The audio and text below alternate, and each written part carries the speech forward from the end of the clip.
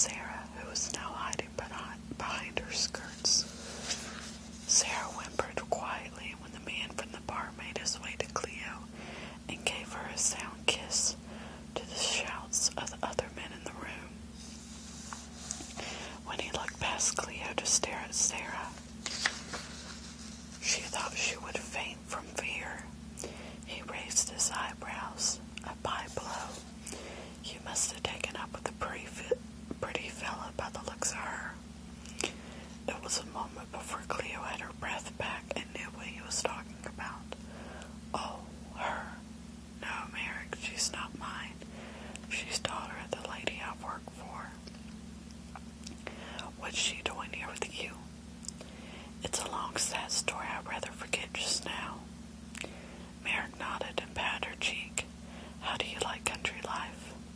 He smiled, but Sarah didn't think it was a nice smile. Cleo tossed her head. It's everything I ever hoped it would be. He laughed and took her carpet bag. That's why you're back at the Four Winds, eh? He took Sarah's bag too and grinned boldly, laughing when she drew back from him as though he were the devil himself. Sarah had never seen anyone like Merrick. He was very big and had black hair and a trimmed beard. He reminded her of the pirate stories Mama told her. His voice was loud and deep, and he looked at Cleo as though he wanted to eat her up. Cleo didn't seem to mind. She paid no attention to Sarah and walked across the room. Sarah followed, too afraid to be left behind. Everyone was staring at her. Hey, Stump, give our Cleo a mug of ale. Merrick shouted to the grizzly barkeeper who welcomed Cleo with a wink and a grin. Merrick caught Sarah around the waist and lifted her high, plunking her down on the bar. And some watered-down wine for this bell chick. He felt her velvet jacket. Your mama must be rich, eh? Her papa is rich, Cleo said. He's also married. Oh. Merrick gave Cleo a mocking grin. So that's how it is. I thought you was after respectable work. It is respectable. No one looks down their nose at me. Did they know you worked in an alehouse for 5 years before you decided to improve your station in life? He slid his hand down her arm, not to mention a little work on the side. Cleo glanced at Sarah, then brushed his hand away. May knows. She's not one to look down on others. I like her. Does this little Mike look anything like her?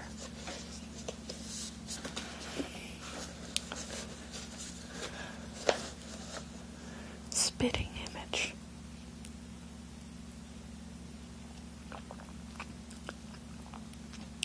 Merrick chucked Sarah's chin and stroked her cheek. Eyes blue as violets and hair like an angel. Your mama might be mighty pretty if she's anything like you. I'd like to see her. Cleo stiffened and Sarah thought she was angry. She wished Merrick would leave her alone, but he kept stroking her cheek. Sarah wanted to get as far away as she could from this awful man with his black beard and dark eyes and a mean grin. Leave her alone, Merrick. She's scared enough as it is without you teasing her. This is her first time away from her mama. He laughed. She does look a little white around the gills. Come on, mate. I'm harmless. Drink up. He pushed the mug of water wine to her. That's it. A little of this, and you won't be scared of nothing. He laughed again with Sarah grimaced with distaste. Is she used to something better?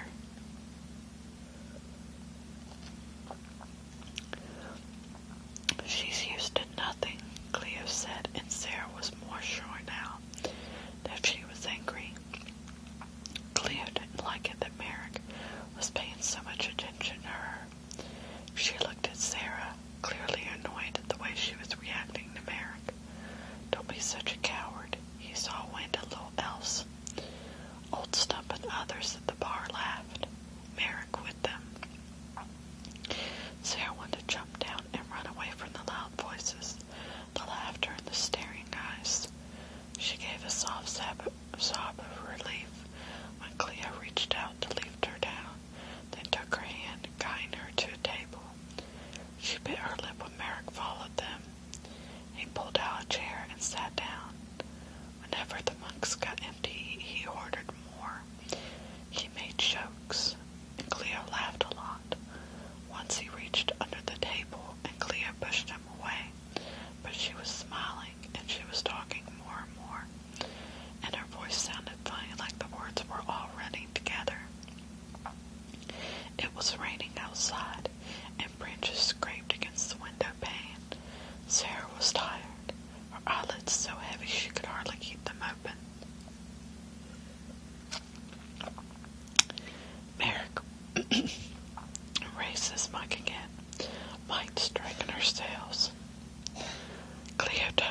Sarah's head. Cross your arms on the table and sleep a while. Sarah did as she was told, wishing they could leave. Cleo obviously wasn't ready to leave. She seemed to be having a good time.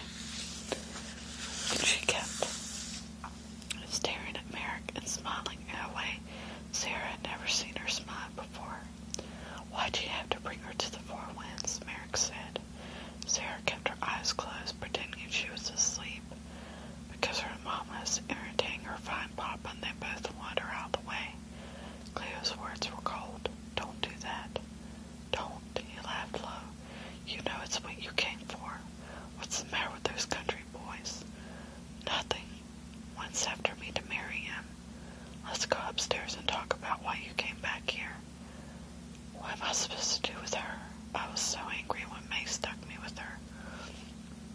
Tears pricked Sarah's eyes, and her throat closed up. Didn't anyone want her anymore? Seems to me it'd be easy to farm out the pretty little thing. Somebody ought to want her. That's why I told May, but she says no. She trusts me. The only thing she's got when her man is around to play house is this child. About the only thing May knows is how to look pretty and how to grow flowers. I thought you said you liked her. I like her well enough, but anytime His Majesty decides to call, guess who gets stuck with her pipe blow? It gets tiresome dragging a child around with you, especially one that doesn't even belong to you. Merrick chuckled. Well, why don't we just toss her out the point?